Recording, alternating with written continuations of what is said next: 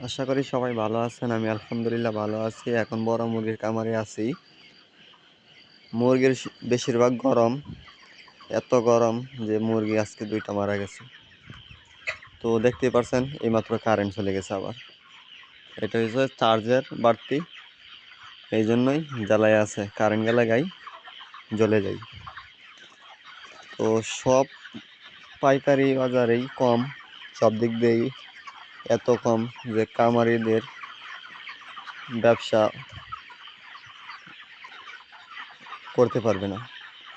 কিভাবে করবে? সব কিছুর দাম বাড়তি। এত বাড়তি, খাদ্যের বস্তার দাম বাড়তি, ওষুধের দাম বাড়তি, বাচ্চার দামও বাড়তি। বাচ্চার দাম এত বাড়তি যে আমরা এই বাচ্চাগুলো ৫২ টাকা দিয়ে নিয়ে নিছিলাম। তো একটা বাচ্চা ৫২ টাকা, আল্লাহ বুঝলেন ১২০০ বাচ্চা কত হবে। অথচ মুরগির বাজার এত কম যে ১২০-৩০ টাকা পাইকারি। তো এইভাবে বাজার থাকলে ব্যবসা করা যাবে না। এই জন্য আন্দোলন হয়েছে যে খামারিরা কী করবে। তো যাই হোক, কথা বাড়াবো না।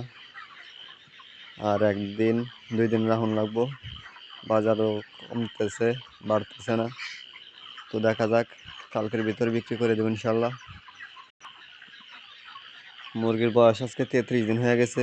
যে মুরগিগুলো ২৯ দিনে বিক্রি করে দেই, সেই মুরগিগুলো বাজারের কারণে আজকে ৩৩ দিন রাখা হয়েছে। তারপরেও দেখলাম বাজার আগের বাজারের থেকেও খারাপ।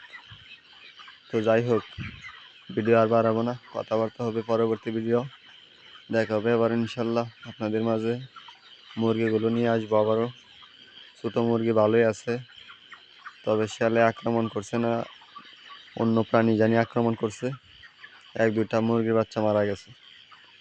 সবাই ভালো থাকবেন, সুস্থ থাকবেন। দেখা হবে আবার ইনশাল্লাহ।